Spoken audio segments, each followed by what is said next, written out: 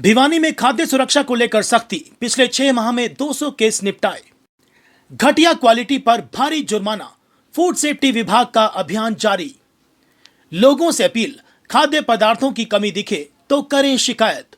भिवानी में लोगों की सेहत से खिलवाड़ ना हो, इसके लिए खाद्य आपूर्ति विभाग पूरी तरह अलर्ट मोड पर है। शहर में बिकने वाले खाद्य पदार्थों की गुणवत्ता सुनिश्चित करने के लिए फूड सेफ्टी विभाग लगातार सैंपलिंग और जांच अभियान चला रहा है। घटिया गुणवत्ता या बिना लाइसेंस खाद्य पदार्थ बेचने वालों पर सख्त कार्रवाई की जा रही है। फूड सेफ्टी अधिकारी पुनीत शर्मा ने जानकारी देते हुए बताया कि विभाग ने पिछले 6 महीनों में करीब 200 मामलों का निपटारा किया है। समय समय पर शहर में दुकानों, ढाबों और खाद्य प्रतिष्ठानों से सैंपल लिए जाते हैं।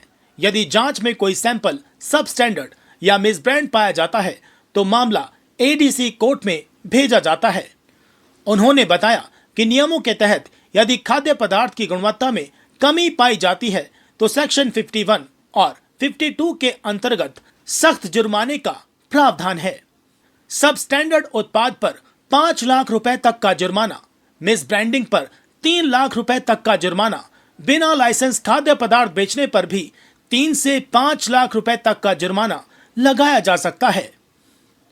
फिलहाल विभाग के पास 23 से 24 केस अदालत में लंबित हैं, जिनकी सुनवाई चल रही है।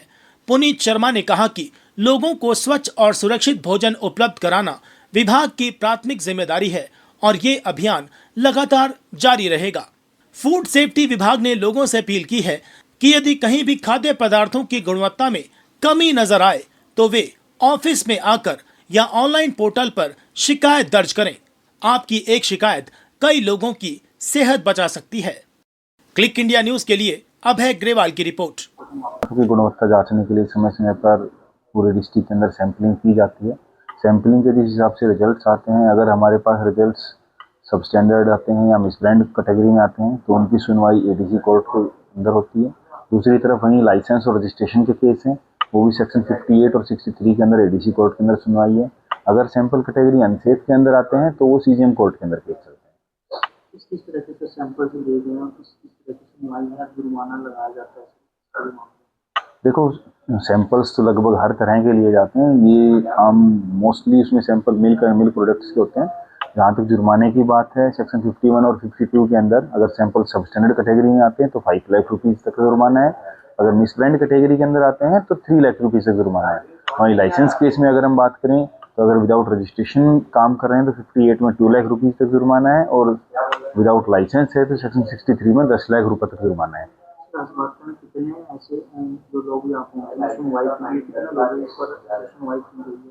जिनके स्टैंडर्ड मान्यता पाई गई है? देखो, अभी हमने पिछले 6 महीने के अंदर करीब 200 के करीब केस सुलझाए हैं और बाकी अभी आज भी लगभग 23-24 केस लगे हुए हैं जिनकी सुनवाई अभी चल रही है। आगे भी विभाग कार्य कर रहा है? देखो, विभाग जो है निरंतर प्रयासरत है, निरंतर सैंपलिंग जारी है और हमारा ध्येय है कि हम शहर के जो लोग हैं उनको अच्छा खाना मुहैया करवा सकें।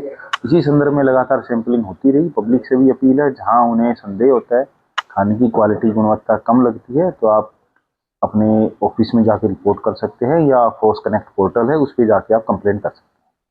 ऐसे में अगर किसी को शिकायत या कंप्लेंट देनी है तो उसमें किस तरह से संपर्क कर सकते हैं? और खाद्य आपूर्ति विभाग न केवल सिर्फ त्योहार सीजन में बल्कि क्या अभी 365 दिन से कार्यरत है? खाद्य विभाग 365 दिन कार्यरत है। सैंपलिंग के टारगेट है, मंथली जितने टारगेट हैं मैक्सिमम टारगेट अचीव होते हैं।